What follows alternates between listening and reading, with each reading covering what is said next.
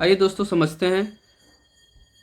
बांग्लादेश के पीएम से मोहम्मद यूनुस गए हुए थे चाइना, और चाइना जाने के बाद ये बुढ़ऊ बोला कि आप चाइना गया और चाइना से बोला कि आप लोग आइए हमारे यहाँ इन्वेस्ट कीजिए, आप लोग नॉर्थ ईस्ट पे ध्यान नहीं देते हैं। इसके कहने का मतलब था, बोला कि सेवन सिस्टर जो है नॉर्थ ईस्ट का, जो हम लोगों का भारत का जो ये एरिया है, इसको इसने कह रहा था कि इसके गार्जियन हैं हम, इसके मालिक हैं हम।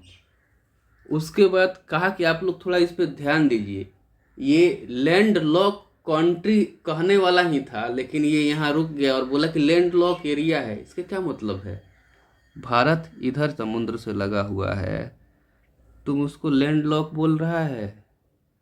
लैंड लॉक बोलने का मतलब क्या हुआ? पार्टिकुलर तुम चिकन नेक काटने की बात कर रहा है कि आप आइए अधिकार कीजिए। ये पहले से ही अरुणाचल प्रदेश पे क्लेम करते आ रहा है चाइना, और तुम उसको जाके उकसा रहा है और बोल रहा है कि आप आइए, मतलब हमारे दुश्मन को हमारे सिरहाने बैठाना चाहता है। तो तुमको पता नहीं है कि ये महाशय जो हमारे हेड चल रहे हैं वो तुमसे बहुत ज़्यादा खतरनाक है, और चाइना से भी। तुमको पता ही नहीं है कब सर्जिकल स्ट्राइक हो जाएगा तुम पे। ये चीज़ अगर तुम्हारे दिमाग में नहीं आ रहा है तो ऐसे ही बोलते रहो। सरकार ने एक्शन लेना भी तुम पे चालू कर दिया है। ट्रांसशिपमेंट एग्रीमेंट एक हुआ था भारत का, ये ट्रांसशिपमेंट एक एग्रीमेंट है, और ट्रांसशिपमेंट एग्रीमेंट के तहत इसको हम लोग देखिए कितनी सुविधाएं दिए थे। ट्रांसशिपमेंट के तहत हम लोग इसको सुविधाएं ये दिए थे कि ये डायरेक्ट हमारी लैंड एरिया का यूज करके, ट्रांजिट का यूज करके ये भूटान में व्यापार करता था, ये नेपाल में व्यापार करता था। यही नहीं, इसका ये रखाइन प्रांत जो कहा जाता है, ये कॉक्स बाजार के एरिया में जो है इसका, वो म्यांमार से प्रभावित है। तो ये म्यांमार में भी व्यापार हमारे ही क्षेत्रों से ही करता था। ट्रांसशिपमेंट को जैसे हम लोगों ने निरस्त किया, जैसे ही इसको ख़त्म किया ट्रांसशिपमेंट एग्रीमेंट को, ये क्या नाम है, अब सीधे सीधे ये धड़ाम से ज़मीन पे गिरेगा। इसके पास दूसरी कोई व्यवस्था नहीं है कि ये नेपाल को, भूटान को और म्यांमार को डायरेक्ट धन मतलब व्यापारिक सामान भेज सके। नहीं भेज पाएगा। अभी एक्शन लेना सरकार ने स्टार्ट कर दिया है। और बोलो, नहीं बोलोगे कि आप आइए चाइना को सिरहाने बैठाओ लाके? अभी ये जिसकी जिक्र कर रहा था कि हम गार्जियन है, किस लिए जिक्र कर रहा था? इसका कहना ये था कि ये जो 21 किलोमीटर का एरिया है, यहाँ पे आप लोग देखा जा सकता है यहाँ की मैप में, ये जो एरिया है ना, ये एरिया जो है 20 किलोमीटर लगभग लंबा और 20 से 22 किलोमीटर चौड़ा है। ये इसी एरिया की बात कर रहा था जिसको ये चिकन नेक बोल रहा था कि ये चिकन नेक वाला एरिया, ये क्या नाम है कि भारत के लिए धराशायी है। लेकिन इसको पता नहीं है चिकन नेक जो है, ये जो बांग्लादेश का रंगपुर स्टेट है, ये रंगपुर करके है। इस रंगपुर को जैसे ही हम लोग क्या नाम है कि काट लेंगे, भारत जिस दिन काट लेगा, हो गया ना चिकन नेक बड़ा। क्या दिक्कत है? चिकन नेक बड़ा हो गया। इधर से खाली इतने एरिया को अगर हम लोग मिला लेते हैं तो हमारा काम हो गया। इधर चिकन नेक ख़त्म हो गया, ये बड़ा हो गया। सेवन सिस्टर के विकास के लिए पर्याप्त रास्ते मिल जाएंगे यहाँ से, और पर्याप्त रास्ते जैसे मिल जाएंगे हम लोग क्या नाम है कि इसको, अब बहुत बहुत बड़ा चीज़ नहीं है। अपने यहाँ भारत की मिलिट्री एक दिन में इसको क्या नाम है कि काट लेगी। ये इसी तरह से बोलता रहा था, ये दिन दूर नहीं है। इसके बाद ये बोल रहा था कि सेवन सिस्टर क्या नाम है कि सेवन सिस्टर मतलब कि समुद्र से नहीं जुड़ा है। लो, समुद्र से ये भी जुड़ा हुआ है।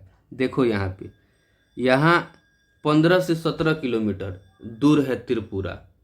17 किलोमीटर अगर हम लोग यहाँ पे खाली पकड़ लेते हैं तो यहाँ डायरेक्ट समुद्र से मिल जाएगा त्रिपुरा। इधर सेवन सिस्टर भी मिल गया और उधर से क्या नाम है कि रास्ते भी खुल गए। ये दो काम भारत सरकार को पीओके से पहले कर लेना चाहिए, क्योंकि ये बहुत ज़्यादा ही बोल रहा है। और ये जिस तरह से बोल रहा है, केंद्र में बैठी हुई सरकार बहुत मजबूत स्थिति है।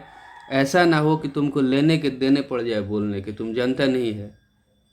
ऐसे ही बोलते रहो, बोलते बोलते एक दिन होगा कि ये तुम्हारा जो रंगपुर है ये मिल के भारत का पार्ट बन जाएगा। उस चिकन नेक मोटा हो जाएगा वो, और यहाँ जैसे हम लोग नीचे आएंगे, नीचे आ गए समुद्र में, तुम यही चाहते भी हो।